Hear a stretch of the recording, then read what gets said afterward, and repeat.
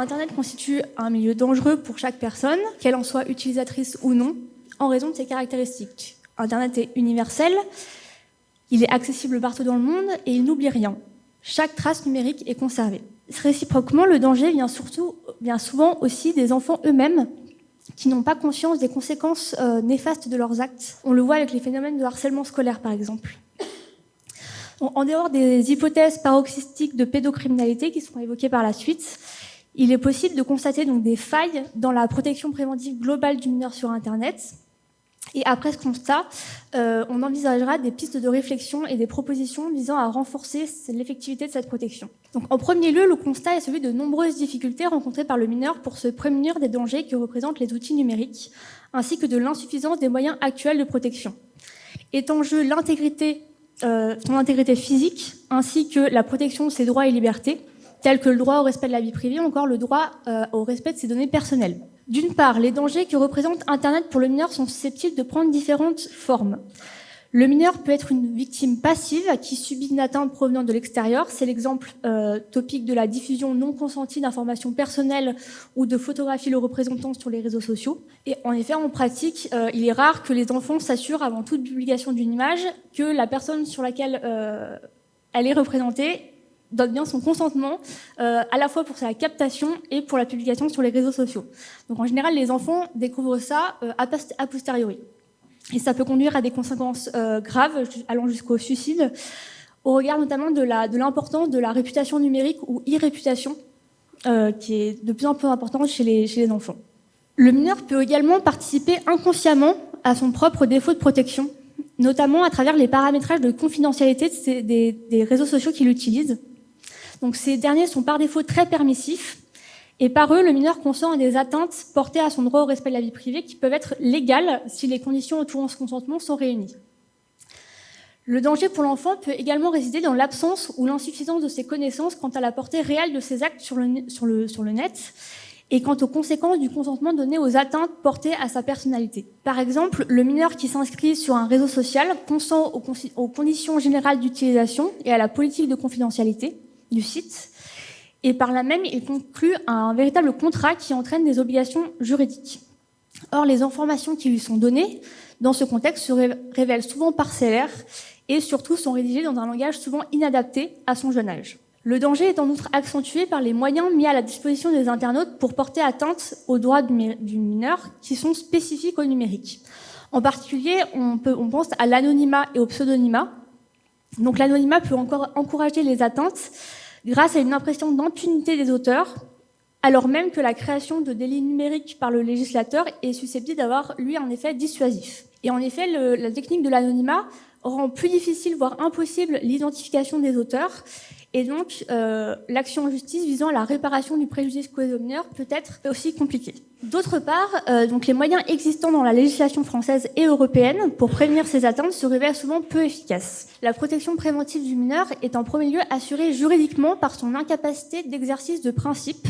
En principe, il ne peut pas réaliser lui-même des actes juridiques, mais il doit être représenté par ses parents. Or, la facilité d'accès aux outils numériques et leur popularisation conduisent souvent à constater l'ineffectivité de ce mécanisme. En réalité, les mineurs agissent souvent seuls sur le net, comme des majeurs pleinement capables et souvent inconscients des risques. La proportion de mineurs inscrits sur les réseaux sociaux est d'ailleurs édifiante et selon une enquête de 2021, 63% des moins de 13 ans possèdent un compte sur un réseau social, alors même qu'il s'agit de l'âge minimum pour s'inscrire sur ces réseaux sociaux de manière générale. La difficulté réside principalement dans la vérification de l'âge de l'internaute. Et c'est notamment illustré par un projet gouvernemental qui vise à réguler l'accès des mineurs à la pornographie en ligne avec une vérification effective de l'âge pour ce type de contenu. Mais de manière générale, la question se pose pour tous les actes numériques. Alors l'identité numérique, la notion d'identité numérique a pu être considérée comme une solution opportune. Ce terme permet de désigner à la fois des éléments classiques de l'identité qui sont numérisés, âge, sexe, nom, mais également des nouvelles données ayant une fonction d'identification grâce au numérique, par exemple l'adresse IP. L'idée, c'est qu'en utilisant une identité propre au numérique par le biais d'un pseudonyme qui ne révèle pas des informations telles que les noms, prénoms et dates de naissance de l'utilisateur, le mineur peut se prémunir contre des atteintes portées à sa personne. Le Conseil d'État encourage d'ailleurs la généralisation des recours aux solutions d'identité numérique et à des tiers de confiance afin de mieux protéger les mineurs, de vérifier la majorité numérique et de garantir la fiabilité des échanges sur les réseaux sociaux. Alors ce sujet de la protection du mineur sur Internet est au centre des préoccupations actuelles des institutions françaises. Donc, comme je vous l'ai dit, le gouvernement a élaboré un projet de loi qui est en cours de discussion au Parlement afin de fixer une majorité numérique à 15 ans pour la création d'un compte sur les réseaux sociaux.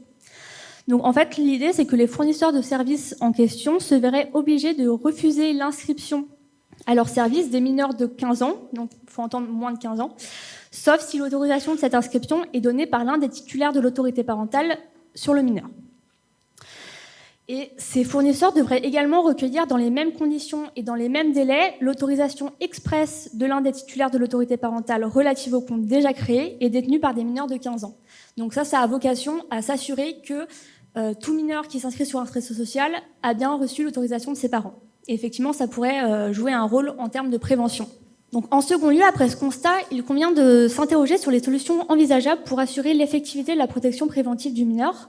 Et donc, on évoquera deux d'entre elles. L'une consiste à éduquer, l'autre consiste à informer.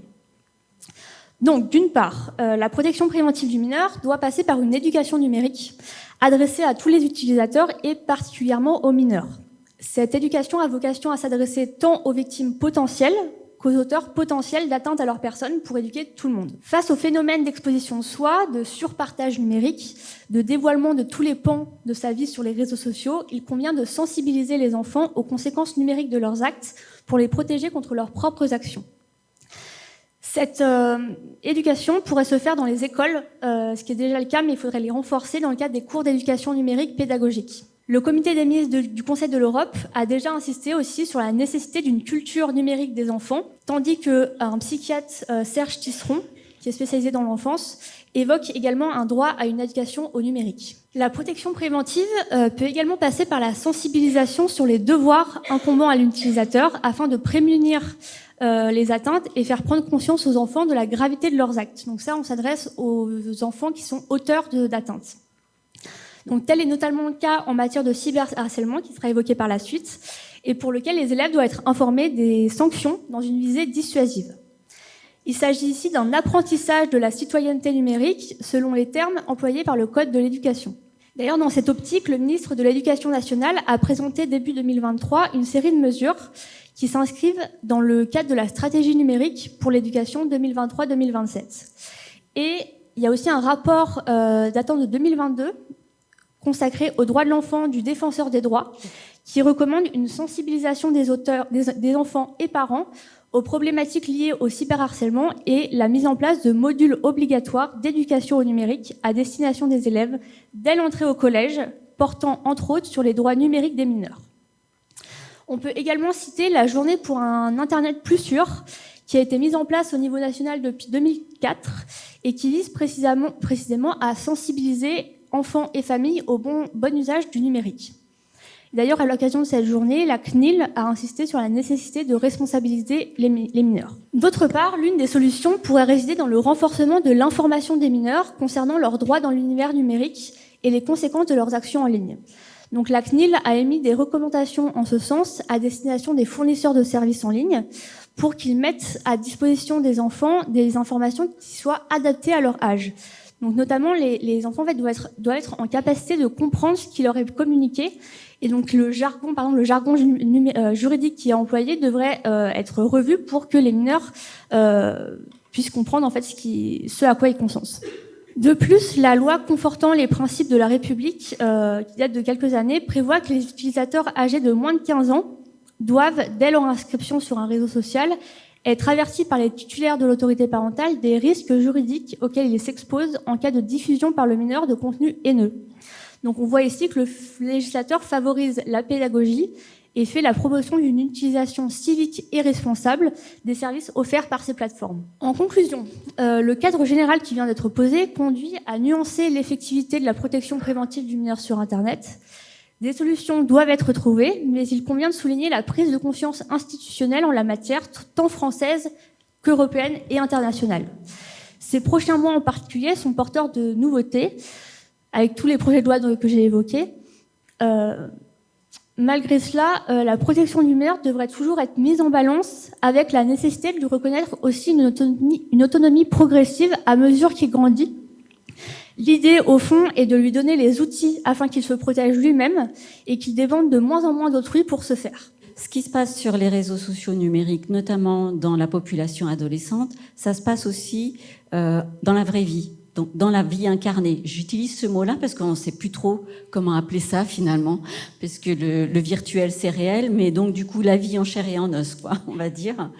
Donc il y a vraiment un lien, et notamment à l'adolescence et chez les jeunes, ce lien il est extrêmement fort. Alors pour vous donner un petit aperçu, quand j'ai commencé les études en 2015, on ne parlait pas encore de téléphone portable pour les élèves d'école primaire.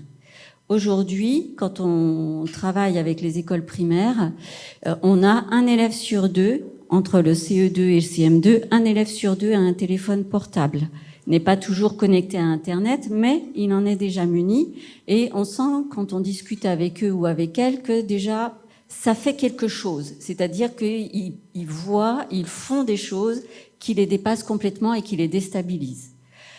Au niveau du collège, alors évidemment, voilà, dans la vie de 2023, en sixième, ils ont tous un téléphone portable. Non, je mens. Ils sont entre 8 sur 10 et 9 sur 10 à avoir un téléphone portable. Et ce téléphone portable est presque toujours connecté à Internet. Alors, vous savez qu'il y a eu une loi qui interdisait le téléphone à l'école. Donc, c'est vrai.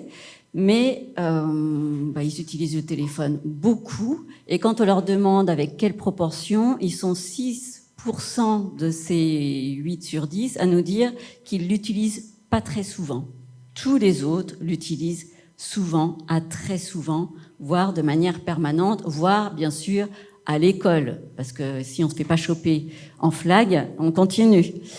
Donc ça, c'est une première réalité. Donc ça veut dire qu'il y a beaucoup d'occasions de faire des choses. Et comme on l'a entendu, la question des photos, c'est une question qui est assez centrale. Et les photos, c'est vraiment quelque chose qui se fait très très vite maintenant avec les appareils de plus en plus perfectionnés. Donc ce que je vais vous décrire se passe dans l'enceinte de l'école, mais pourrait se passer dans le club de sport, dans le club de musique, dans le club de loisirs, dans n'importe quelle situation, et puis dans la famille, bien évidemment, famille élargie ou famille microcosme parentale. Dans le cadre de ces échanges de socialité, ça fait partie vraiment d'un processus de socialisation. Faut pas dire que c'est une déviance. Non, maintenant, ces réseaux sociaux numériques font partie de la socialisation. Ça, c'est important de l'entendre. Donc, on va pas faire comme si il fallait confisquer tout ça. Mais par contre, je rejoins les collègues sur l'importance de l'éducation à ça. Ça passe aussi par ça. Donc, ce qui va se passer entre eux est beaucoup relié à comment je me présente en tant que fille et en tant que garçon. Alors, cette pression sociale par les pairs, on parle d'une police du genre. C'est vraiment un contrôle, mais c'est sous forme d'une pression sociale. Et on apprend ça, ça va jusqu'à l'emprise, ça on l'apprend tout au long de sa vie. On a des expériences tout au long de sa vie, mais ça commence déjà par ces pressions sociales, commence déjà à être qui tu es, c'est-à-dire te montrer comme une fille si tu es une fille, comme un garçon si tu es un garçon. À l'adolescence arrive la sexualité. Il faut se montrer un garçon viril, il faut se montrer une fille désirable. Mais attention, pas une pute. Alors là, c'est super compliqué pour les filles, parce que comme le disait Muriel, c'est pas la tenue, mais en même temps, il faut quand même, si on veut avoir de la popularité, il faut quand même montrer qu'on est à son avantage. Sinon, on est carrément mise de côté tout de suite. Et vous savez que la popularité augmente, la pression à la popularité augmente extrêmement chez les jeunes du fait des réseaux sociaux numériques, du fait des influenceurs et des influenceuses et tout leur travail.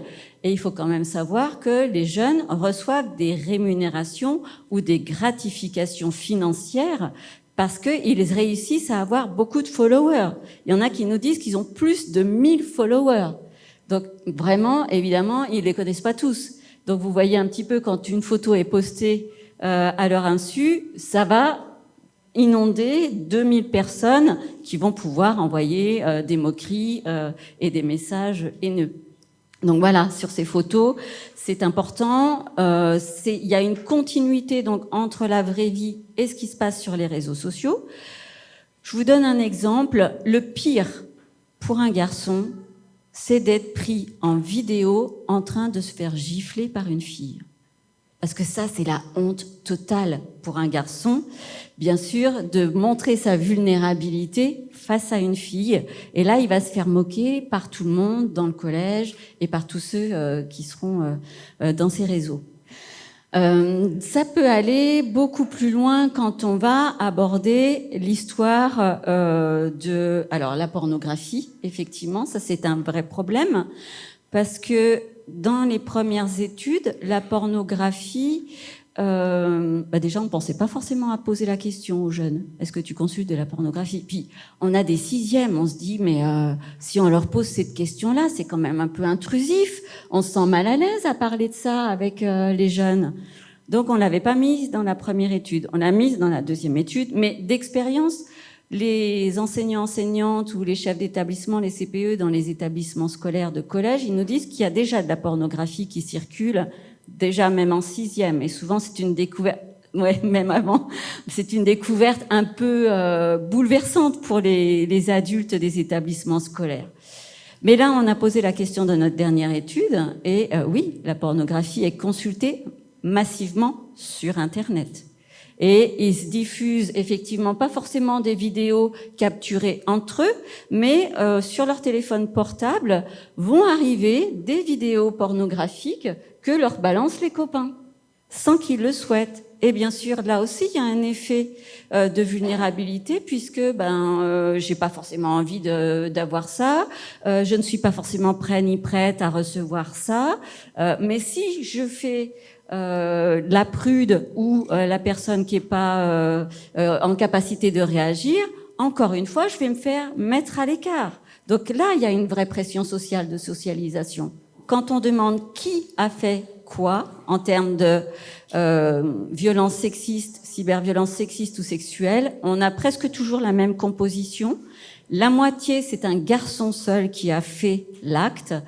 Un quart, c'est un groupe de garçons. Il y a un petit morceau où c'est une fille seule, et puis un groupe mixte. Mais des filles en groupe, ce sont rarement des harceleuses. Par contre, ils nous disent, moi, je suis un agresseur. Ça, ils revendiquent le fait d'être agresseur ou agresseuse, parce que c'est quelque part une manière d'exister, une manière de faire pression sur les autres, une manière de démontrer leur position sociale de domination. De manière plus ordinaire quand même, pour que vous imaginiez bien cette culture du viol, comment elle se passe. L'insulte pute pour les filles, en 45 jours, quand on fait nos questionnaires, il y a 45 jours qui sont écoulés, 57% des filles ont reçu cette insulte-là en 45 jours et 24% sur les réseaux sociaux numériques. Cette insulte, elle est aussi adressée à des garçons, les garçons les plus vulnérables. L'insulte PD pour les garçons, donc qui encourage à la virilité. Si tu veux pas faire traiter de PD, il faut que tu te montres viril. 37% l'ont subi en 45 jours et 13% sur les réseaux sociaux dans un établissement scolaire. Donc vous voyez, cette culture, elle est extrêmement présente. Les vigilances, alors évidemment, éduquer, ça on saurait trop le dire, éduquer à tout moment. Alors, vous savez que dans l'éducation nationale, maintenant, il y a ce programme qui est en place, le programme phare, le programme de lutte contre le harcèlement à l'école. C'est un programme qui est en train de s'installer avec des référents et des référentes dans les établissements scolaires. Mais je suis pas super optimiste sur les effets du programme. On a énormément de mal à travailler.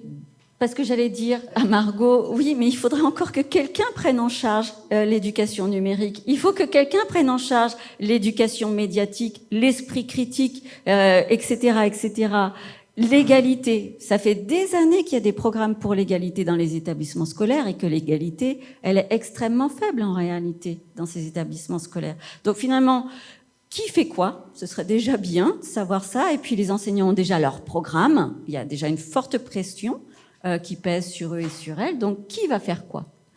Ensuite, on a beaucoup de mal à travailler en associant en tant que partenaire, l'école et les familles. Ça, c'est un gros truc sur les notes, sur les résultats, on l'a déjà. Mais évidemment, sur ces situations-là qui sont considérées comme secondaires, c'est très difficile. Donc, on arrive quelquefois à travailler d'ailleurs avec les cybergendarmes, avec les familles, avec les établissements scolaires. Et il faudrait aussi les autres partenaires locaux, parce que plus on va créer un climat collectif, local, plus serein et plus éducatif sur ces questions, plus on aura de possibilités d'effet. La seconde chose, c'est entendre ce que les jeunes ont à dire. Jessica commençait en disant « on ne connaît rien sur ce qu'ils font ». Je ne connais rien sur ce qu'ils font sur les réseaux sociaux.